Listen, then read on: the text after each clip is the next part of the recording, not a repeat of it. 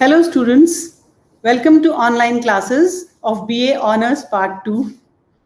Students, I am Dr. Gayatri Yadav, Associate Professor in BSR Government Arts College, Alwar. Students, we are doing this paper of Political Geography, which is the fifth paper in Honours, in BA Honours. आज जो हम topic कर रहे हैं, that is Physical Elements and Emergence of States. पिछले कुछ दिनों से हम इसी टॉपिक को कर रहे हैं और आज इसका हम फिफ्थ पार्ट और फाइनल पार्ट कर रहे हैं. So today we are doing relief and water bodies, seas and oceans. तो आज का टॉपिक मैं आपको बता दूं, राजनीतिक भूगोल में प्राकृतिक तत्व. इसका हम भाग 5 या पार्ट 5 कर रहे हैं और इसमें आज हम डिस्कस करेंगे कि धरातल और सागर एवं महासागरों का क्या रोल होता है किसी भी देश की राजनीतिक ज्योग्राफी के ऊपर या राजनीतिक भूगोल के ऊपर या राजनीति के ऊपर. तो स्टूडेंट्स, आपको पता है कि किस धरातल जो है वो किसी भी देश की राजनीति को प्रभावित करता है. धरातल कई बार ऐसा होता है कि वो एक नेचुरल बाउंड्री की तरह एक्ट करता है किसी भी देश को डिफाइन करने के लिए. फॉर एग्जाम्पल, इस उदाहरण को हम कई बार कर चुके हैं कि इंडिया की नेचुरल बाउंड्री है उत्तर में हिमालयास और दक्षिण में समुद्र. तो इसलिए धरातल किसी भी देश की राजनीति को प्रभावित करता है और इसी प्रकार से वाटर बॉडीज, यानी उसको जो भी वाटर बॉडीज सराउंड करती हैं, उसको घेरती हैं, कोई भी सागर या महासागर है, वो भी उसकी राजनीति को प्रभावित करता है. वाटर बॉडीज नेचुरल बाउंड्रीज तो होती ही हैं किसी भी देश के लिए. किसी भी देश के संचार के लिए या परिवहन के लिए वो बहुत महत्वपूर्ण होती हैं और उन वाटर बॉडीज को गार्ड करना भी देश का प्रमुख कार्य होता है. तो प्रत्येक राज्य का धरातल पर्वत, पठार, मैदान आदि विविध आकारों द्वारा निर्मित होता है. धरातल का प्रभाव आंतरिक एवं बाह्य दोनों प्रकार से पड़ता है. अर्थात एक ओर यह राज्य के आर्थिक और सांस्कृतिक स्वरूप को प्रभावित करता है और दूसरी ओर यह राज्य की सीमा को निर्धारित करता है. अतः इसका विवेचन अपेक्षित है. तो इसी का विवेचन स्टूडेंट्स हम लोग आज कर रहे हैं. Not moving. धरातल का आंतरिक प्रभाव. तो पहले हम स्टूडेंट्स ये डिस्कस कर लेते हैं कि धरातल का आंतरिक प्रभाव क्या होगा. राज्य की आंतरिक व्यवस्था को धरातल विविध प्रकार से प्रभावित करता है. समतल मैदानी भाग आर्थिक एवं सामाजिक विकास के लिए उपयुक्त धरातल प्रस्तुत करते हैं. अतः राजनीतिक विकास के लिए भी समतल क्षेत्र उपयुक्त होता है. मैदानी प्रदेशों में ही विश्व के अधिकांश जनसंख्या निवास करती है. इस कारण राजनीतिक गतिविधियों के केंद्र भी यही प्रदेश होते हैं. समतल प्रदेशों में परिवहन के साधनों का विकास सरलता से होता है. यह न केवल स्थलीय परिवहन अपितु नहरों द्वारा परिवहन तथा हवाई अड्डों के निर्माण के लिए भी उपयुक्त होते हैं. तो समतल जमीन जो है वो किसी भी देश के लिए बेस्ट होती है क्योंकि वो कृषि के लिए उपयुक्त है और दूसरी इकोनॉमिक एक्टिविटीज के लिए भी उपयुक्त है.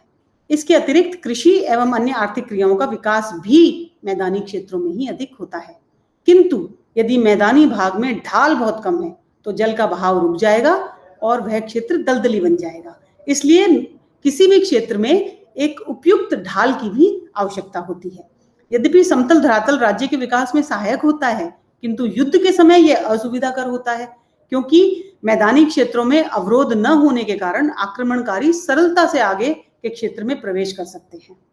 इसके विपरीत यदि पर्वतीय क्षेत्र हुआ तो पर्वत एक तरह से एक ढाल या दीवार के रूप में काम करेगा और आक्रमणकारी एकदम से देश के ऊपर अटैक नहीं कर पाएगा. इसलिए समतल भाग आवश्यक हैं और वे किसी भी देश के लिए, देश के विकास के लिए अच्छे भी हैं. लेकिन फिर भी देश की जो बाउंड्रीज होती हैं या देश की जो सीमाएं होती हैं उनके ऊपर यदि पर्वतीय भाग हो या बीच बीच में कहीं पर्वतीय भाग हो तो वह भी देश के लिए अच्छे होते हैं या देश की राजनीति के लिए सुविधाजनक होते हैं.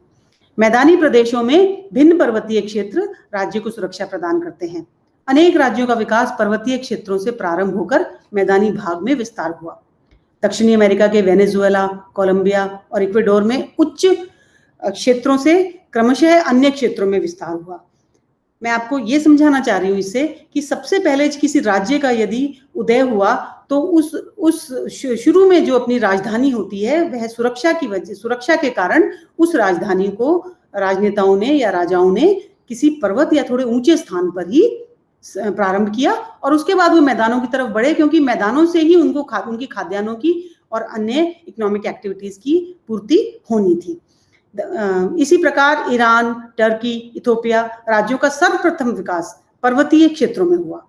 आक्रमण के समय पर्वतीय क्षेत्र आश्रय स्थल का काम करते हैं, साथ ही आक्रमण की गति एवं क्षमता को कम करते हैं।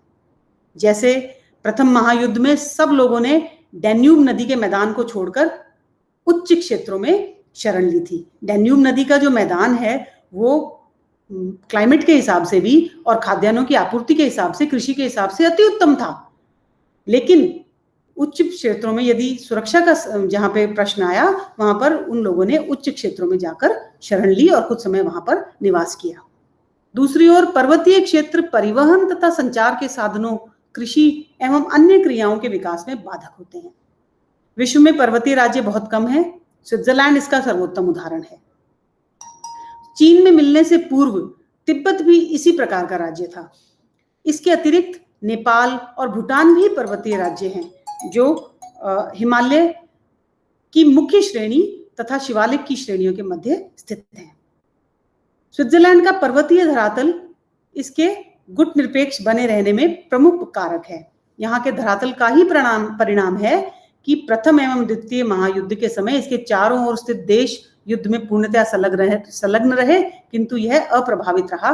नेचुरल बाउंड्रीज यानी पर्वतों से ये चारों तरफ से प्रोटेक्टेड रहा और इसने अपनी एक अलग प्रकार की पहचान बना रखी है। आज तक भी वो अलग पहचान है उसकी। अनेक राज्यों के मध्य स्थित उच्च क्षेत्र राष्ट्रीय एकता में बाधक बन जाते हैं। जैसे स्विट्जरलैंड में अनेक गृह युद्ध में एक कारण पर्वतीय धरातल रहा। बल्गारिया की एकता में बल्कान पर्वत बाधक है। अनेक पर्वतीय दर्रों का अत्यधिक सामरिक एवं राजनीतिक महत्व है। जैसे खैबर का दर्रा ब्रिटिश काल में भारत अफगानिस्तान के मध्य खैबर का दर्रा ही जो था जो दोनों को कनेक्टेड रखता था, अत्यधिक महत्वपूर्ण स्थान रखता था। इसी प्रकार सेंट गोथार्ड दर्रा स्विट्जरलैंड और इटली के मध्य अत्यधिक महत्व का है। धरातल की सीमाओं की स्थिति पर प्रभाव, influence of relief on boundary locations. सीमाओं का उद्देश्य अर्थात पृथकत्व उसी समय पूर्ण सार्थक होता है जब धरातलीय रूप सीमा बनाते हैं। धरातलीय रूप माने धरातल का कोई भी रूप, कोई नदी है, कोई डेजर्ट है या कोई पर्वत क्षेत्र है। यदि वो सीमा बनाते हैं तो वो सीमा इजीली प्रोटेक्टेड रहती है, लेकिन यदि मैदानी भागों में कृत्रिम सीमा बनाई जाए तो उसके ऊपर बार बार दूसरा देश अतिक्रमण करने की कोशिश करता है। समतल क्षेत्र की सीमा अपेक्षाकृत कम प्रभावशाली होती है। मैदानी क्षेत्रों में नदियां, झील अथवा वनों के प्रदेश सीमा के रूप में उपयोग में लाए जाते हैं, किंतु यह अधिक प्रभावशाली नहीं होते। बहुत इजी इन्फिल्ट्रेशन हो जाता है इनमें, बहुत इजीली आप इनमें एंटर कर सकते हो। यही कारण है कि प्राचीन काल में चीन ने विशाल दीवार का निर्माण अपनी सुरक्षा हेतु किया था।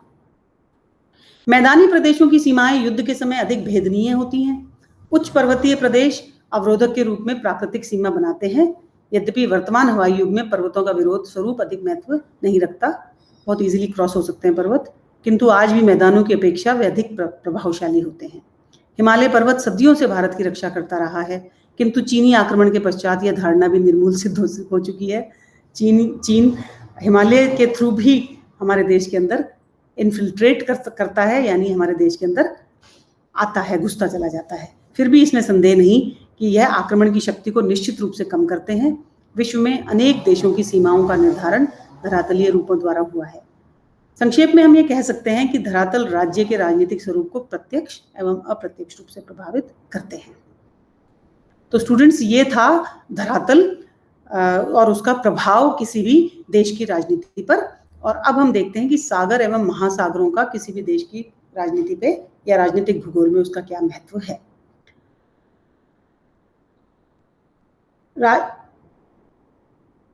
राजनीति को प्रभावित करने वाले तत्व में सागर एवं महासागर विशिष्ट स्थान रखते हैं।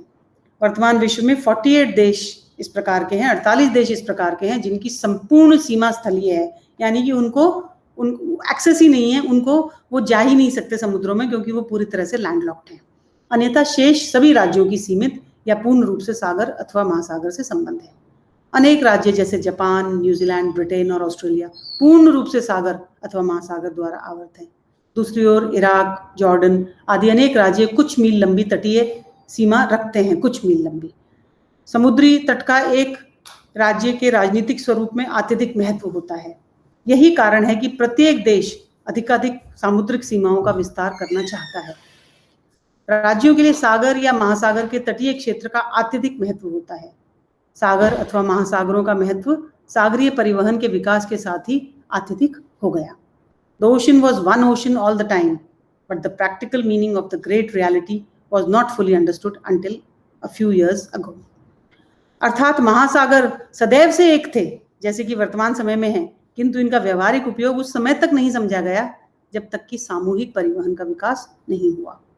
आज सागर एवं महासागर न केवल जल परिवहन का साधन मात्र हैं, अपितु इनकी बहुमुखी उपयोगिता है तथा राज्य के विकास में इनकी महत्वपूर्ण भूमिका है। विश्व की यह विस्तृत जल राशियां जो एक समय बाधक थी, आज संयुक्तक बन गई हैं। वर्तमान समय में महासागरों की उपयोगिता से संबंधित निम्नलिखित तथ्य विचारणीय हैं। व्यापारिक उपयोगिता। आज विश्व के व्यापार में सागर, महासागर या जल परिवहन का अत्यधिक उपयोगिता है। विश्व के सभी सागर तटीय राज्य इस सुविधा का लाभ उठाते हैं तथा आज विश्व का अधिकांश व्यापार सागर के माध्यम से ही होता है। स्टूडेंट्स, आप लोगों को पता है कि सागरीय व्यापार है या महासागरीय परिवहन है, वो सबसे सस्ता पड़ता है और बहुत इजीली उससे सामान को हम परिवर्तित कर सकते हैं। इस व्यापार में प्रमुख सुविधा यह होती है कि समुद्र में मार्ग नहीं बनाना पड़ता, रेडीमेड हाईवे है, कोई रोड नहीं बनाना, कोई एयर स्ट्रिप नहीं बनाना और पड़ता और विशाल मात्रा में माल और मनुष्य स्थानांतरित किए जा सकते हैं। भोजन प्रदायक। वर्तमान विश्व में जहां खाद्यान्न की कमी अनेक देशों के लिए समस्या बनी हुई है, मछली के रूप में सागर एवं महासागर खाद्य पदार्थ का विशाल भंडार प्रदान करते हैं। यदि आपको खाद्यान्न उत्पन्न करना है तो उसके लिए पहले आप खेत को तैयार करो, उसके अंदर बीज डालो और फिर उसमें बहुत मेहनत करो, लेकिन ये तो रेडीमेड फूड है।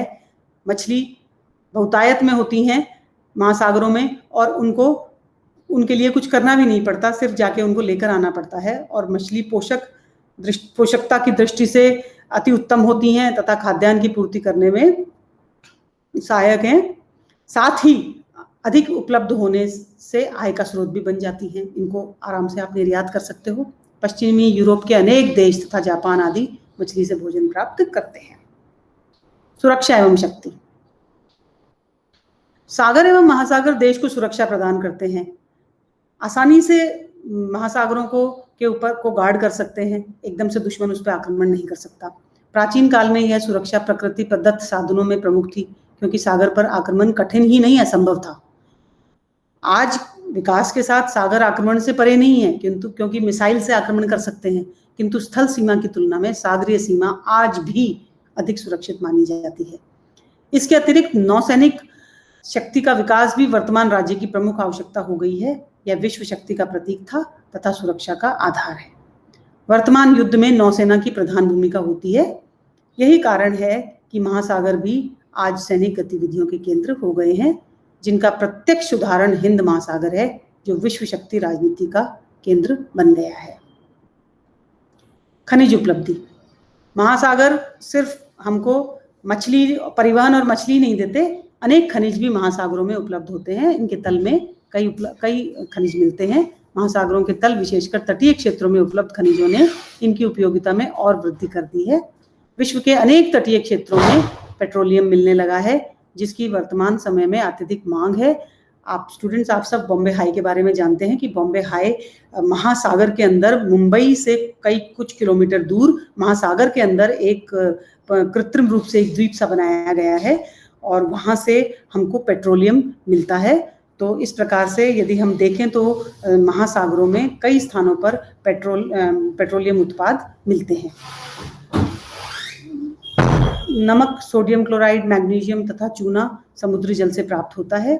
अनेक तटवर्ती क्षेत्रों में मोनोसाइट मिलता है, जिससे थोरियम प्राप्त होता है, जो अणु शक्ति का स्रोत है। इसको हम अपने अगले टॉपिक में करेंगे कि थोरियम किसी भी देश के लिए कितना महत्वपूर्ण होता है और कितनी शक्ति ये देता है। इसके अतिरिक्त सागर तल से अन्य खनिज भी प्राप्त करने का प्रयत्न चल रहा है, जिनमें सोना तथा चांदी भी प्राप्त होने की संभावना है।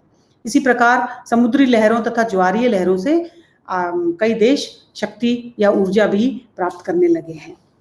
स्टूडेंट्स, ये था हमारा आज का टॉपिक कि राजनीतिक भूगोल में धरातल, सागर एवं महासागरों का क्या महत्व है।